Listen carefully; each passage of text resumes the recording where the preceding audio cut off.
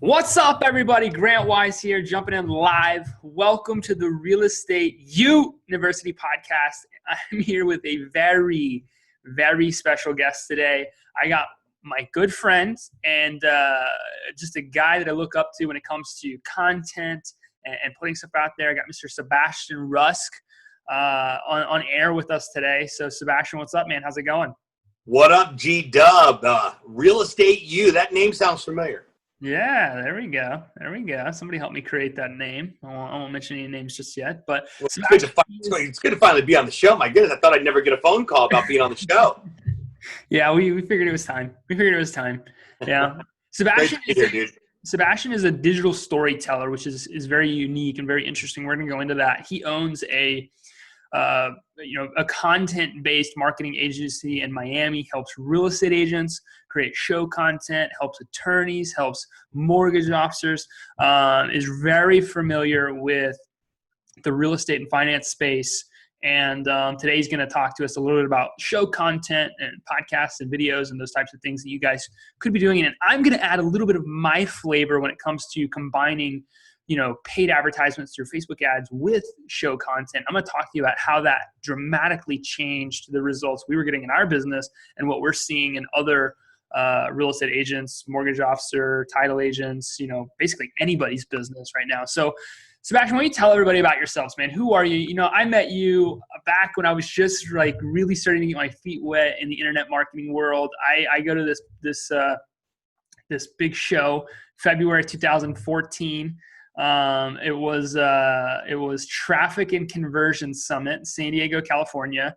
And this dude walks out and just electrifies the room with this big old green or blue or red bow tie that he was rocking. And that's how I got my first taste of Sebastian Rusk. A couple years later, I started putting on my own events, and I went to Twitter. And I was like, all right, I want to get that MC that was on Traffic and Conversion stage, and connected with Sebastian. He came out. He's done multiple events for us and has really added a lot of value to our community. So I wanted to add value to you guys that are listening to this now, watching this now.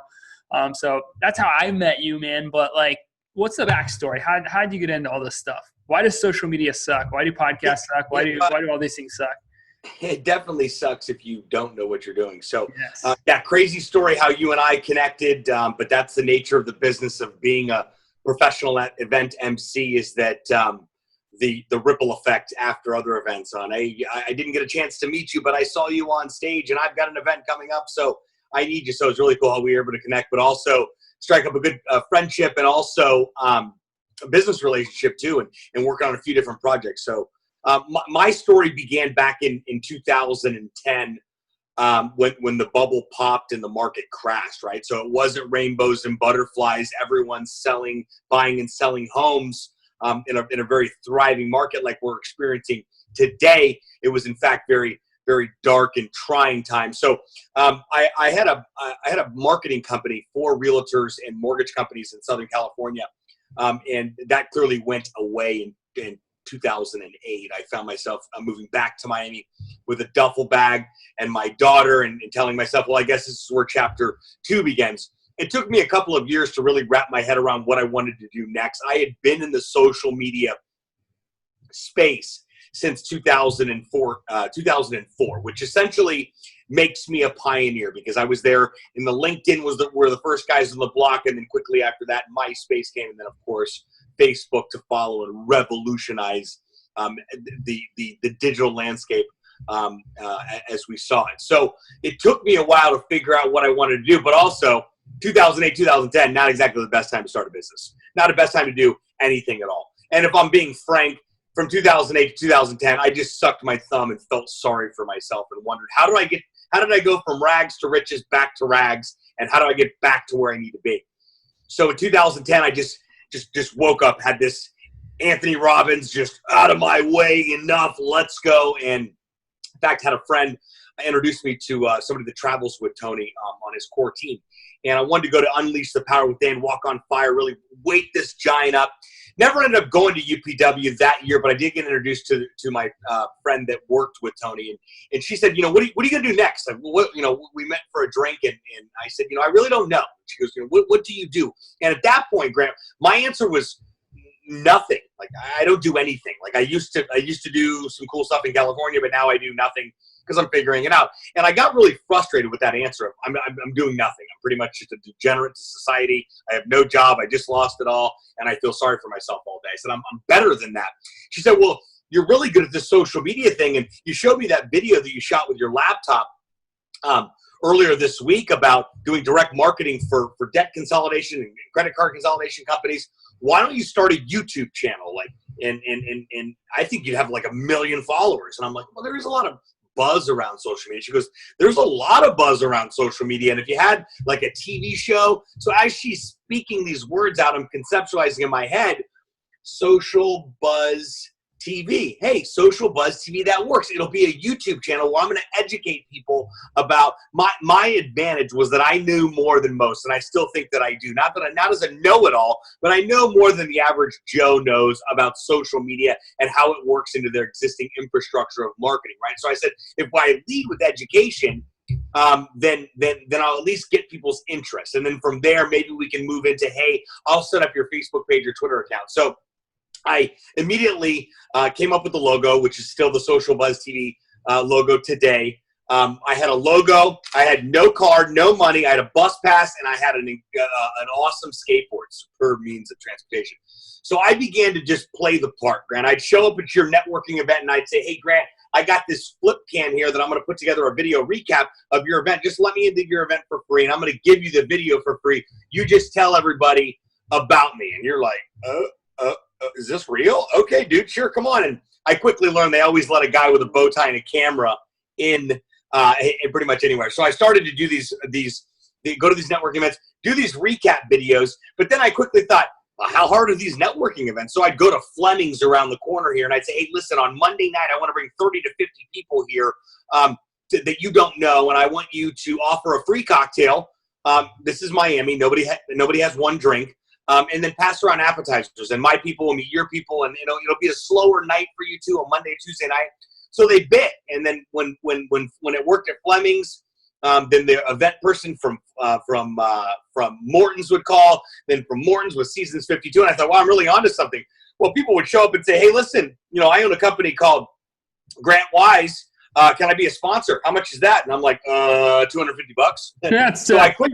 $2,000 right there. Yeah, $1 million. So I quickly was monetizing these events because I never charged for them, because I thought that was always an expectation. If you show up at a networking event and you paid me something, you're expecting to get something from me. And the only thing I have to give you at a networking event are introductions to my network and exposure if you decided to be a sponsor. So as I continued to perfect that model, people said, hey, and then I would tell Morton's, hey, listen, I need that room upstairs tomorrow because I'm going to bring everybody back after the networking event for my social media boot camp.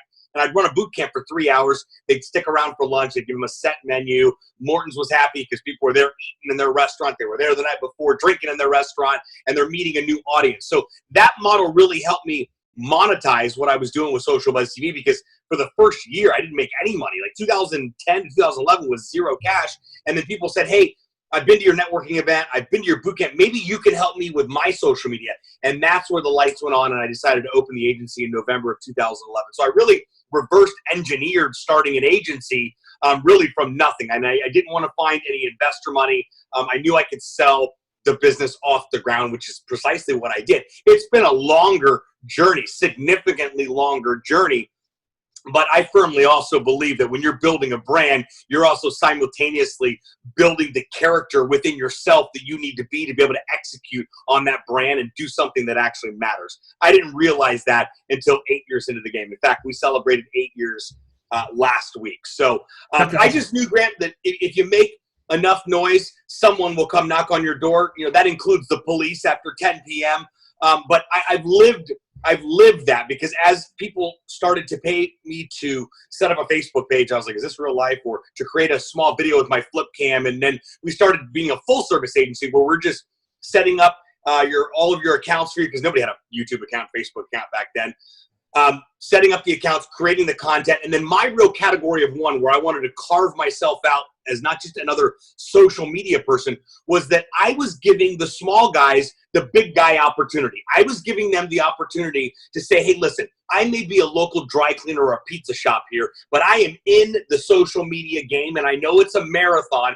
I just followed Gary V's blueprint from Crush It and exactly what he did. Find something you're passionate about and go after it. I was passionate about giving an opportunity to local businesses where they could compete with larger brands, right? A local business is never going to be able to afford hiring a celebrity spokesperson, but they will be able to afford hiring an up-and-coming micro-influencer, soon-to-be celebrity with a bow tie that can create the same effect that nobody else is doing and their competition doing. So I really found a niche in being able to create that content.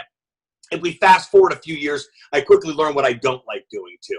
And in the mundane tasks of setting up accounts, creating content, and explaining to clients there's no immediate return on investment was grueling. I had to have a little bit more of an exchange. So we switched a few things around a couple of years back, strictly moved to a content model as far as the agency is concerned, with creating video content, taking that content, turning it into podcast content, turning the podcast content into blog content, and really just following, again, Gary V's model on what he did. He shoots his Ask Gary V show. He pulls the audio. Voila, he's got a podcast. He cleans up the replay of the live. He's got a piece of YouTube content. And I just follow that model, and it's worked extremely well, especially with live and stuff like this that's happening right now where every brand should have a show of some form or fashion because they can become a media company. I believe this is the first time in the history of definitely our lifetime that a brand can legitimately step in and the tables have turned. They no longer have to go to ABC or NBC or Fox and have an ad spend. They can take that ad spend and put it into content and Facebook ads and Google ads and create their own media company. So It's just an exciting time I believe, to be in business. Let's dive into this a little bit because I want to give some value to those that are listening. Let's talk about a podcast or a show. Right now, like predominantly, you're seeing, we used to have radio, now we have podcasts. We used to have ABC, NBC, CBS, and now we have Facebook, YouTube, Hulu, Netflix. We have all these different types of social internet-based platforms that are popping up. So if an agent's sitting here and they're listening to this, or a loan officer or anybody, really for that matter, what would the immediate next step be? Why should they create a show? Maybe some simple little tweaks on how they could create that show. You alluded to it for just a second when you said you record a show, strip the audio, put it on your podcast, and then clean it up and put it on YouTube. But let's get way more simple here, way more practical and basically actionable. What could somebody do to create a show? We know how valuable it is, but what are some steps somebody could take to create a podcast or create a video, like a Facebook Live series or something like that? Well, you take out your phone and open up live and hit go live and just start talking. I mean, I'll never forget. I heard one of Gary's best talks ever was back in 2008 at Web 2.0. And he talked about whatever you're passionate about. If you're passionate about Smurfs, Smurf it up and start blogging about it. I think the same thing applies within the real estate realm. And it's important to understand that your competition is not doing this. So let that be your motivation. And I'm talking specifically within the real estate realm. There's a lot of drones, there's a lot of pictures, there's a lot of videos going on, but nobody's getting creative with actually having a show. So step one is, if I was a realtor, I treat it this way. Every time I talk to a realtor about this, I have the same identical conversation. And that is, if I was a realtor, I would be doing interviews with other local businesses talking about the best pizza shop, the best park, the best neighborhood. And I would be leading with education with my real estate business to really provide as much massive value as I can to my community, so that when prospective buyers and sellers see my content, they go, that's the kind of guy I want to work with. I want to stop. Cares about the community. I want to stop for just 1 second, and I want to inject right here. You're listening to what he's saying. I teach direct marketing and I teach branding. Those are two different things. Direct marketing is I'm gonna put out an ad and I'm gonna immediately get a name, email, phone number, right? That's how you grow your database. That's how you build media, get followers.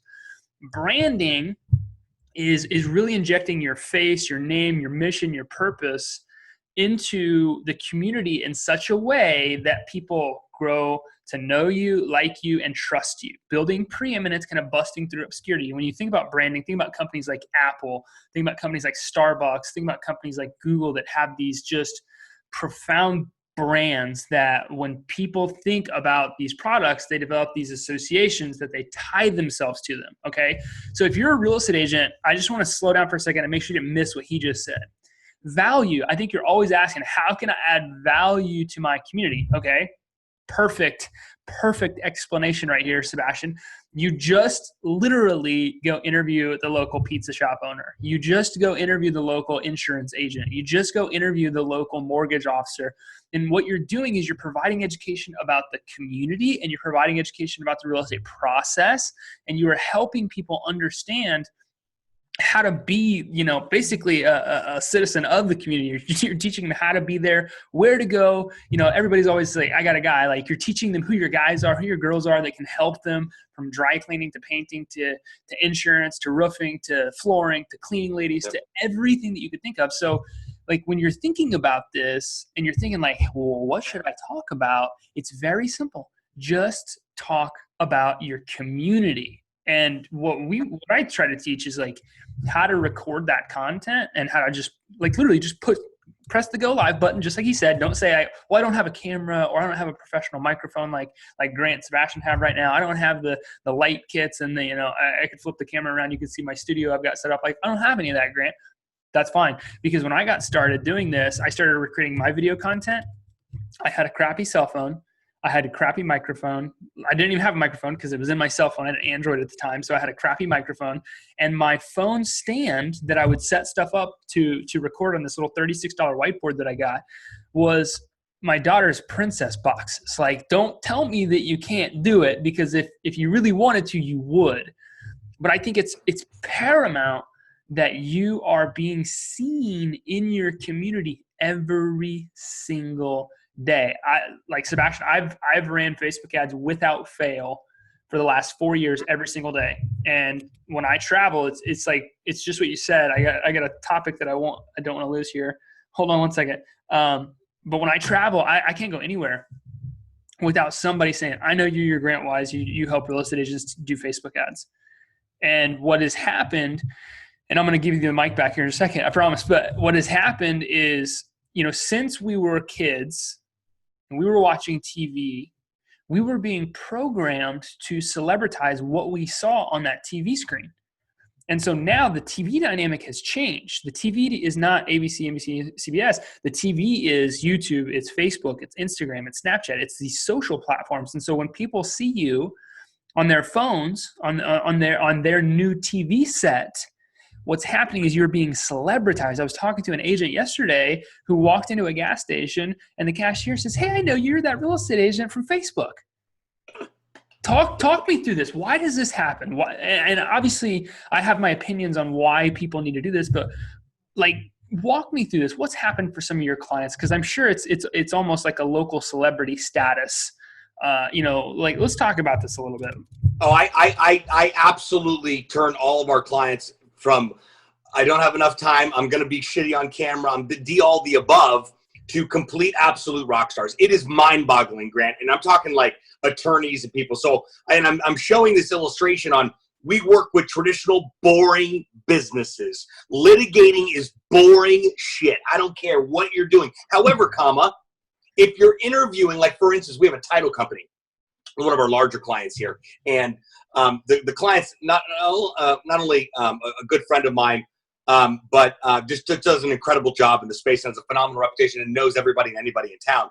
So when we started a video series 2 years ago, and in the video series, he saw somebody had a podcast or a video show. He said, I want to do that. Now he's like, what's happening, everybody? Welcome to another. They go from like, I can't do this, to when are we recording again? So I want to preface things by saying, whatever story's going on in your head about why you're not recording live or creating video content to provide value to your audience is not true, because how you perceive yourself on video is not how your viewers perceive you. You've got to remember that as human beings, we are interpretation machines, which means make shit up. And the scary part is it's on automatic. I heard Eric Thomas. Eric Thomas is one of the top 5 motivational speakers in the world. And I was listening to one of his podcasts. He's like, I hate the way that I sound on a camera. I hate it. Like, I think it's the worst thing in the world. Thank God it's mine. But that doesn't stop him from doing it, because people need to hear his message. They need to meet him. And you get so many, I think, real estate agents, they tell me this, Grant, if I could just get in front of the prospects, I can close them. And statistically, that's true. 86% of the time, the consumer chooses the first agent that they meet. Now, what do you think happens when they see you on a video camera, right? They see you on social media. Hey, your credibility increases. They just met you. Your credibility just went up. They're building this celebrity-based persona about who you are and what you do. And I don't know if you know, this is another shocking statistic, but 79% of people in 2017, 79% of consumers, they chose the first agent that they talked to. That's it. Wow. Talked to. That doesn't mean like, met with, talked to. That is an absurd statistic. So when you put yourself out there in somewhat of a celebrity-based fashion, I'm not saying you need the glitz and the glam and the nice cars and the nice suit, you need any of that stuff. When you just authentically be yourself, which is what we as a consumer want right now, we want to see the imperfections. We want to see the authentic nature of who we're doing business with. I don't study Tesla. I study Elon Musk because I want to know who I'm supporting. I don't study Starbucks. I study the behavior of Howard Schultz because I want to know who I'm doing business with. I want to understand who I'm working with, because I think whether you're selling pizzas or you're selling houses, you are building relationships with your consumers, and having that social media presence. I mean, it's vital. And here's the deal. We as human beings as well, we go back to the personal. I mean, we just go to the human nature side of things for a second. We make stuff up, but we also judge silently, constantly, and it never stops. And if you say that you don't judge others, you're a liar, right? Because it just automatically happens. I mean, you got to now how this comes into play for you and your business is you've got to realize that your prospective buyers and sellers, your prospective customers and clients, if they get to your website and it's terrible and they can't connect with you and watch your videos and go to your Facebook page and follow you on Instagram, they are judging you. And they're going to the next guy in line or gal in line that is in fact, FYI, your competition. So why even give them a reason to be able to do that? I said that I like to say that if I Google myself, I occupy about 7 pages of content, I would say. Now, I don't say that to stroke my ego. I say that to say, yes, I've been crushing the content game for a minute now, because the stuff that shows up on 8 pages of Google is all social media content. That blows my mind. And I do show that example a lot to prospective clients or consulting clients that we're working with for illustration purposes, to say, listen, could you imagine typing in real estate Lancaster, Pennsylvania, and the only thing you saw were flip videos of Janet and Chuck, and Janet running around town interviewing local businesses and really crushing it? So, I mean, that's a great example, because those are 2 individuals that are doing it. They are in the game. They are creating the content. And what happens is, what I'm learning is that once you launch when I say launch a Facebook Live show, that means you are physically taking your phone out and saying, I'm in a park and I'm going to talk about the real estate in my local town here for 5 minutes, and I'm just going to let it roll. That's going to be my first episode ever. And then I'm going to go back and I'm going to formalize how this all works. I'm going to take out a sheet of paper. Episode 2 is going to be titled this. Episode 3, I'm going to see if I can interview Ernie the Butcher. Episode 3, I'm going to run over. Oh, I totally know the girls over at the hair salon would love to chat. They've been around here forever and a day while I'm getting my nails done. We'll do a quick 5-minute clip there. And there we go. I got my 4 episodes already lined out. They're 5 minutes each. It's 20 minutes total. And I got my brand new show. It's called The Real Estate Agent Show. It's going to be the best show ever. And you get out there and you sell the dream and you sell the excitement, and it's not inauthentic. If you are genuinely excited about what you are doing and the content you're creating, people will get excited. If you don't believe me, start nodding at people. They will start nodding back, right? So it's the same basic thing with your content. And you're exactly right. Happens to me all the time, and I'm ridiculously humbled by it. Hey, you're Sebastian Rusk. And I'm like, who's asking, right? But that's the realm that I'm getting into. That's where we're at here. What are you, a cop? What are you?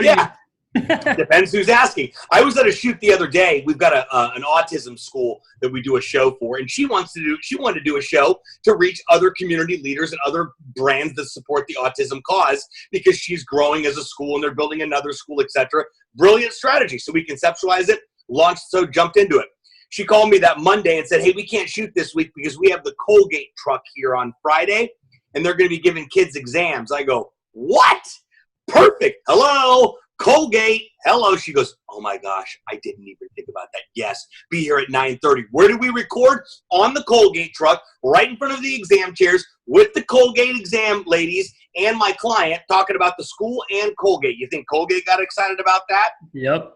So these are, I'm just, again, for illustration purposes, to show you a school for autism here locally here in Miami is finding a tremendous amount of value from being able to launch their own show and be able to remain consistent. Now, she wanted a podcast, and I said, well, here's the good news. You can have a live show, and you can have a podcast, and a video for your YouTube channel. She was ecstatic. I want to talk about something that we've not talked about yet, and I think it's probably we're probably going to end up wrapping up with this, but I think this is one of the simplest and most profound parts of interviewing local business owners and local community leaders and local influencers, where you guys are at as real estate agents. Okay, so follow me for a second. I have been doing, Facebook marketing for the last 5 years, teaching real estate agents how to build businesses through Facebook ads, right? So I have, sorry for the background noise. There's somebody apparently weed eating by the office window here. So forgive that if you guys are listening to this. For the last 5 years, there have been, I can't even tell you how many people I've tried to get in touch with, tried to get a hold with, tried to get them to call me back. Big community influencers. And when I say community influencers, like real estate coaches, people that have really big followings that I know I could help. But the only problem is when you're trying to sell somebody a product, nobody wants to talk to you. So what I did is I followed Sebastian's advice, and I started listening to what he was saying. And it was like, hey man, how could you add value to these people? And Sebastian helped me launch my podcast and some of my social media shows. And so when I flipped the script and I reached out and I said, hey, I'm looking to interview dominant real estate players in the community that can add value to the people that listen to my podcast and watch my shows, I got responses in less than 30 seconds. People wanting to jump on right then and there. Hey, let's get an interview scheduled today. Let's do this. Let's go. People that really wanted to be seen with me. And so, or vice versa. They wanted me, I wanted to be seen with them.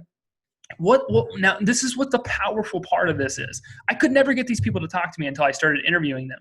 And then after we did a little 30-minute business interview about them and who they are and how they help people, the conversation instantly went to collaboration. Grant, hey, Michael J. Mayer, I was talking to Michael a few weeks ago when I interviewed him on my podcast, big influential leader in the real estate community. How can we help each other? How could I help you? How could you help me? And so what I'm saying, guys, is like when you go to that local community leader, maybe it's let's call it the local roofing company. Everybody's got a roof, right? If you're selling a house, and you say, look, I want to be your referral partner. Please send me all your referrals when it comes to people that are trying to buy a home that you run into. It's going to turn them off immediately. How many times do you think he hears that in a week? But when you say, hey, hey, Jerry, you're the best roofer in town, and I want to interview you on my Facebook Live show, and maybe you could give the community some tips about their roof and so on and so forth, and I'm actually going to promote that to my following. Well, hey, guess what? Jerry, the roofer that's got 1,200 followers on his Facebook page, what do you think he's going to do with that piece of content? He's going to share it. So what happens is you create this syndicate. So the local salon girl that kills it and has 5,000 followers on Instagram, which agent do you think that she's sharing the interview she did with? And the local mayor that needs attention for the next political race, which we're getting ready to jump into again, that's got 20,000 followers in the community, who do you think he's going to share the interview with? His entire base, his entire following. So what's happening is you're creating this incredibly powerful association. The general consumer, buyers and sellers, they're seeing you with their favorite business owners. They're seeing you with their favorite community leaders and their favorite local community influencers. And what's happening is you're rising to the top without even talking to anybody, without trying to cold call and door knock and follow up with 1,000 leads in a day. It's just a natural byproduct of what happens when you're building your brand and you're creating all these very strong local business affiliations. People will then, and it never fails, within 4 weeks, now my phone is blowing up. People want to be on my podcast. They want to be on my show. People want me to interview them, and I don't even have to ask anybody anymore.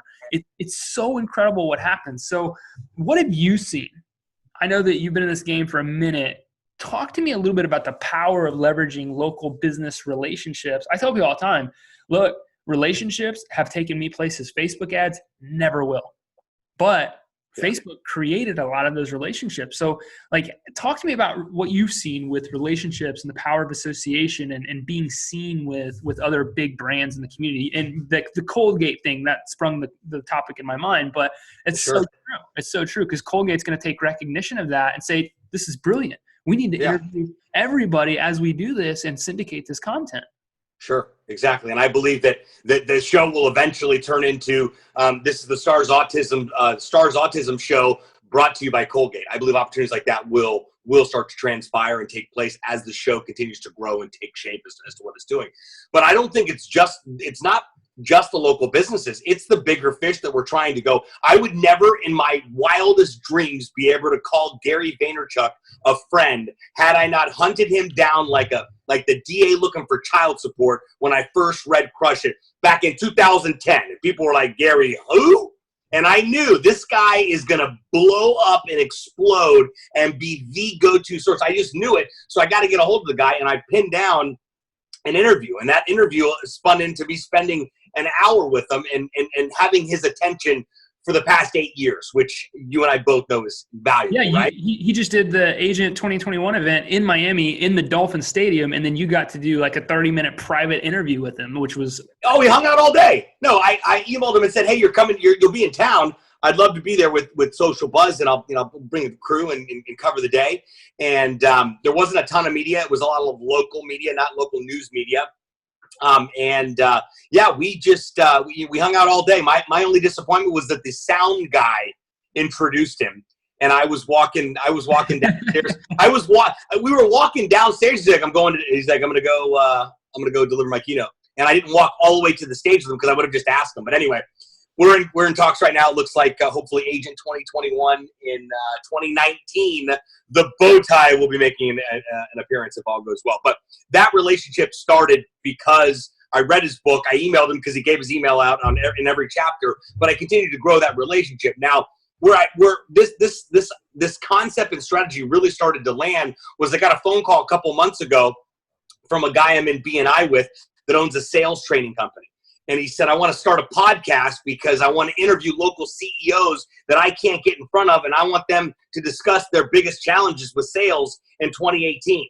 And I'm going to walk them through that whole interview and get as much pain points as I can. Then I'm going to leverage all those pain points to go back and get a meeting, and they're going to give me a meeting because I've already got a rapport, or at least 80% of them will. And I thought, wow, I've been using this concept. I mean, the people that I've come across and been able to get on my podcast from the early days of social media when, Mari Smith was like, she's still a big deal and she's still the Facebook queen out there and a great friend. But I looked up to her when I first started on here, and I called her office and emailed her office and finally got her on the show and developed a relationship from there. And then that led into a testimonial for one of my first reels.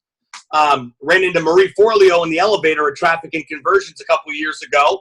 She's like, holy shit, you're killing it up there. And I'm like, me? You're Marie Forleo. What? Me? Me? You're done. So we immediately hit it off. She was 2 doors down from me in my hotel room. And I look up and I go, shut the front door. And she looked at me like, what? And she's like, dude, you're crushing it over there. I'm like, you probably don't remember me, but we talked when B School first launched, etc. I'd love to have you on the podcast. She goes, you know what? We're about to launch B School again for the 10th time in a couple months. And we've got some time to do it. So let's definitely connect. And it took me a couple months, but we finally made it happen. It was an awesome interview. But again, and now she likes my posts on Instagram, like retweets my stuff, tweets me back. I'm like, what? Is this real life? But it all came from an interview. Now, why? How does this apply to you as a realtor in local businesses? The same identical model. You're developing relationships just like you've done, and your phone's ringing off the hook for people to be on your show. you can apply to your business. Chuck and Janet are great examples of that. Being able to go into your local business and interview them for 5 minutes. It doesn't have to be a long time. And if you think you look like crap, you're wrong. You look awesome. Here's 2 tips that you need to know, and these are common video tips. Make sure you're in a quiet place, at least quiet enough where when you're recording the interview, people can hear you, and that the lighting is in front of you. So if you're in front of a window, make sure you're facing the window, not behind the window. You want lighting in your face. Natural light is amazing. Yellow fluorescent white light is the devil. So try to get outside of that lighting. But as long as you've got, if you can step outside on a nice day, I know up in the Northeast it might be a little challenging right now, but good lighting in front of a window, interviewing them about what's their business all about, when did you start, how long you've been in the community, what's the favorite menu item for people that come here. And again, thanks so much for your time. If you have any questions about Johnny's Biscuits, make sure you give them a call and let them know that Sebastian the Realtor sent you. And that celebrity starts to go. And then when you're in an airport or you're in a local store, you're like, there's a pair of realtors here that are huge. They only sell $1 million mansions on the ocean. They're called the Jills. They're both named Jill. The Jills. And I don't know how much real estate they physically sell themselves anymore because they've got quite the team. But if you run into the Jills around town, you know that's the Jills, right? Same basic thing locally here. Speaking of mayors. Francis Suarez, mayor of the city of Miami. That's not just some small podunk little town here. That's the city. That's the mayor of the city of Miami. Thankfully, he had an office while he was a commissioner in my attorney's office, who happens to also be a client that he went to high school with him, and I went to high school with my attorney. So we were able to connect, and I showed up during his final campaign days to those private fundraisers in some ginormous mansion, paying my dues, just shaking hands, kissing babies. Then I showed up in the Arts District for the Young Professionals fundraiser for Francis, where everybody my age, 40 and under, were there to support in some awesome art gallery, and I was there. I felt that I needed to be there with a camera crew, not just bust out my phone. I do that for Instagram and stories with that because he loves doing it and he's awesome at social media. But I showed up locked and loaded with a camera crew. And did a quick interview and talked about what his vision was for protecting and continuing to grow the brand of Miami. And he's 39 years old, good-looking dude, been a commissioner for 5 years. I mean, fits the role perfectly. And then Drake came here 2 weeks ago, dropped $1 million in the city. Well, he didn't, but the production company did, and shot his God's Plan video right here in Miami. And Francis was in it on the last part, the school part, where he's up in the fire truck. Francis is the good-looking Cuban that's known as our mayor. But next thing I know, I look on Francis's feed, and it's a picture of him and Drake in a part of town called Little Haiti that said, "I'm so glad that today Drake decided to make Miami part of God's plan." And I thought, wow, what an exciting time to live in Miami. But wow, what an exciting time to have a pending meeting with Francis, because I constantly have created this mayor buzz without it being an official campaign on everything we do. Mayor buzz this, mayor buzz that. That's attracted Francis to say, I want to sit down and sink my teeth into this mayor buzz thing to see how we can expand on it. And my idea is a once-a-week show called the Mayor Buzz Show at his office at City Hall around the corner that's right on the water with a marina on it, and have him just give a quick 5 to 7 minute state of the week, state of the city for the week Mayor Buzz update that will then turn into a podcast and will turn into YouTube content. So I'm excited for that. It's just pinning the guy down. You can imagine it's like pinning down, the president. So, but that stuff's happened because I've just shown up and paid my dues. Same thing applies with Gary. I didn't get paid to be there, but I spent all day with Gary. I was with Gary's sister. I met Gary's mom. I mean, invaluable information that no one would have access to. 100%. I mean, there were people poached up at the door. It was in one of the suites because it was at the stadium. And there were people poached up with cameras outside the door. Groupies, I think we call them. So anyhow, I had to warn Gary. I'm like, you got quite the squad out here. I know you love getting warm, but there's like the full squad out. But I left and greeted the crowd out there. They were flabbergasted that anybody, whoever walked out of there was like, cue the hallelujah music. But I stopped and I spent time with that camera crew. It was like 4 or 5 people that were from like Idaho, I think, and raving Gary fans. And I told my Gary story and how I ended up in that room, and they were just mind-boggled, exchanged information. And again, it's that lift as we climb mentality. And as you as a realtor, if you're listening to this right now and you've already started to do the live and now you're getting more serious about it, 6 to 12 months from now, you're going to be that celebrity spokesperson in your town for what you're doing on there. And people are going to approach you and have conversations with you, and you will be described as kind of a big deal. And they're like, that person's not even a video host. She's actually a realtor. He's actually a top realtor in town, and he's built his business because of that local show that he does. 100%. Dude, we got to wind down, but I just want to say this has been one of the most value-driven podcasts I think I've had to date. So thank you. I know that you do a lot of really cool stuff, and you actually help real estate agents create shows, create podcasts, and grow their presence on social media. If somebody wanted to, reach out, talk to you, figure out how they could, get in your circle and how they might be able to get some help with a show or whatever that might look like, what's the best way for somebody to get a hold of Sebastian? You got to hit me on the gram, and that's Instagram for those that you may not be familiar. And in the true spirit of Gary Vee, I must say, as he always constantly says, the magic happens in the DMs. That's direct messaging on Instagram. And that leads me to one final just absolute value bomb as we close things out here. And that is, if you're looking for people to interview, go search the geolocations on Instagram. You can geo search cities, keywords, hashtags, businesses, whatever it may be. For our line of business, if I run across a local business that has a terrible Instagram account, I'm going to hit them up and say, hey, I've got some feedback about your Instagram account if you're open to it, and it starts a conversation. Your conversation as a local realtor or real estate professional can be, hey, I saw your Instagram account, just started following you. I haven't been by to try the pizza yet, but I want to. But the reason for me reaching out is to say, I'd love to have you on the show. Everyone loves to hear, I'd love to have you on the show. So that's my final dose of a value bomb there. But yeah. Straight fire, man. Absolutely. Dude, that's awesome. I'm going to post. Oh, Instagram, by the way, it's Seb Rusk. You couldn't fit Sebastian Rusk on the handle. Yeah, I was just about to say, wait, did he say what his Instagram handle was? Look him up. It's at Seb Rusk, SEBRUSK. And I'm going to post ways for you guys to connect with him below the videos, below the podcast, everything that you guys need to do. I appreciate you guys for listening. Hopefully you got some actionable value, and hopefully you're going to leave this podcast right now and you're going to call the first business person that you have in your head right now that you're thinking about. Or DM them. Ask them if they want to be on the show, or DM them, whatever that looks like.